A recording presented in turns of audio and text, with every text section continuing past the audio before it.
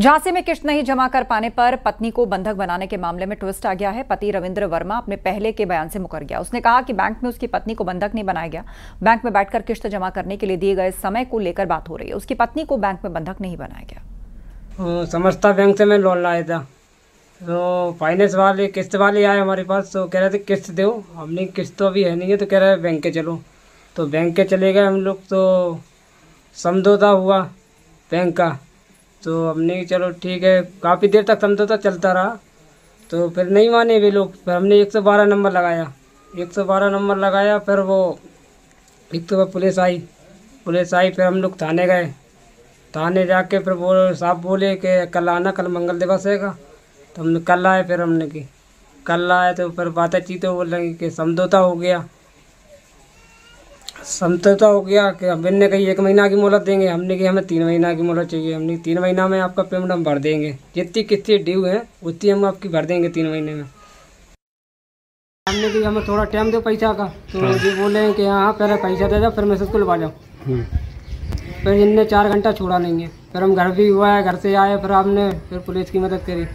क्या कहना था इनका? क्या कहना था बैंक वालों को? बैंक वाले कह रहे थे पहले पेमेंट दे जाओ, फिर मैसेज को लगा जाओ। कितने घंटों से बैठा थे? कितने घंटों से बैठा थे? 4 घंटे हो गए। 1 बजे आए थे सर। गाजियाबाद के क्रॉसिंग रिपब्लिक क्षेत्र के सुशांत एक्वा पुलिस में बड़ा हादसा हुआ। यहां बेसमेंट के लिए खोदे गए गड्ढे की मिट्टी खिसक गई। इससे सड़क किनारे खड़ी कारें अचानक गड्ढे में आ गिरी। इस हादसे में कई गाड़ियां क्षतिग्रस्त हो गई। मशीनों के जरिए कारों को गड्ढे से बाहर निकाला गया। वहीं सुशांत सोसाइटी में नाले का पानी भरने से हालात खराब हो गए। बाद में नगर निगम और पुलिस की टीम मौके पर पहुंची और हालात को संभाला।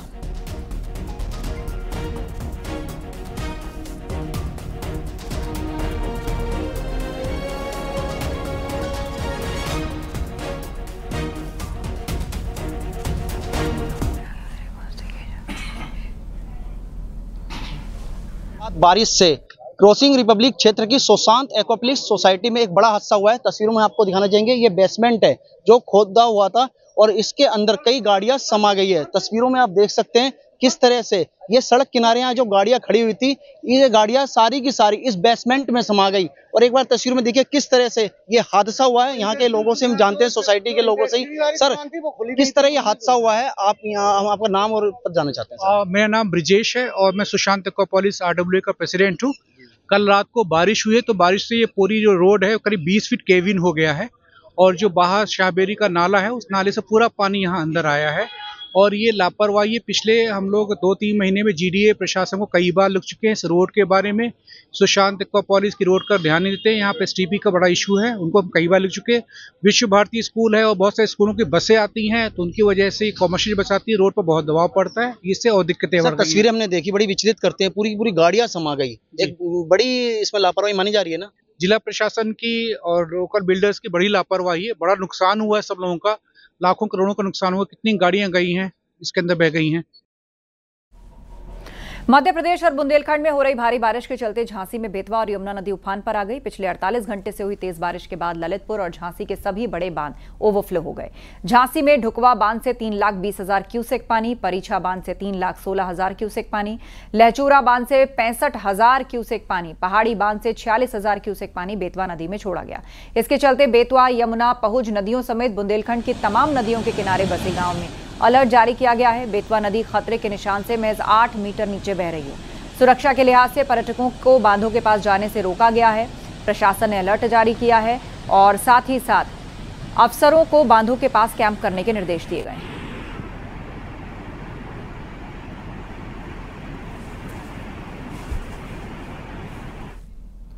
मेरठ में तेज रफ्तार ट्रक ने स्कूल वैन को टक्कर मार दी और इस हादसे में एक बच्ची की मौके पर मौत हो गई और वैन में सवार करीब 12 बच्चे घायल हो गए। कुछ घायलों को नजदीकी अस्पताल भर्ती कराया गया है। इस हादसे के बाद वैन ड्राइवर मौके से फरार हो गया।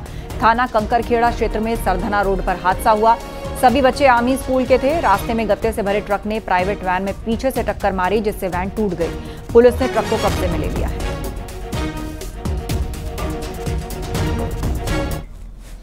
वाराणसी में एक हिंदू लड़की पर धर्मांतरण का दबाव बनाने के आरोप में पुलिस ने एक मौलवी को गिरफ्तार किया। मौलवी नईम कादरी पर आरोप है कि वो एक हिंदू परिवार की बेटी पर धर्मांतरण करके शादी का दबाव बना रहा था। धर्मांतरण न करने पर मारपीट करने का आरोप लगा है। मौलवी नईम कादरी झाड़ फूंक भी करता है और पुलिस को कुछ ऐसे सबूत मिले हैं। मौलवी नईम कादरी भी झंगूर की तरह धर्मांतरण का बड़ा नेटवर्क चला रहा था। फिलहाल नईम कादरी की जांच की जा रही है।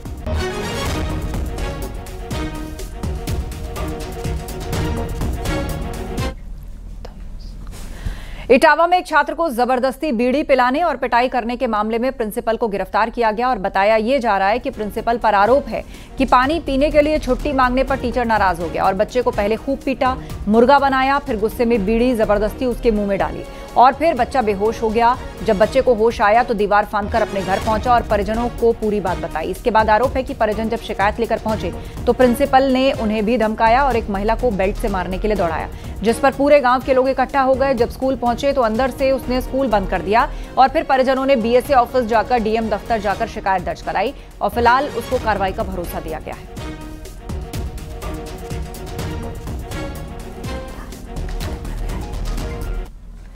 अंबेडकर नगर में जमीन विवाद ने खूनी संघर्ष का रूप ले लिया। स्कॉर्पियो और कार सवार हमलावरों ने सम्मनपुर थाना क्षेत्र के पलई रामनगर चौराहे पर सरे बाजार फिल्मी अंदाज में हमला किया। इस हमले में एक राहगीर को गोली लगी, दूसरे हमलावरों ने एक को चाकू मारकर घायल कर दिया। सभी घायलों को जिला अस्पताल ले जाया गया। गोली लगने से घायल शख्स की हालत गंभीर देखते हुए डॉक्टर्स ने लखनऊ रेफर कर दिया। थाना सम्मनपुर क्षेत्र अंतर्गत दो व्यक्तियों मुन्ना यादव व जयहिंद यादव के बीच पुश्तैनी जमीन के बिक्री के बंटवारे के पैसे को लेकर आपस में कहासुनी हो गई, जिस पे मुन्ना यादव के द्वारा फायरिंग की घटना कारित की गई। इसमें एक तीसरे व्यक्ति विजय को गोली लग गई, जिसे दवा इलाज के लिए अस्पताल रवाना किया गया है।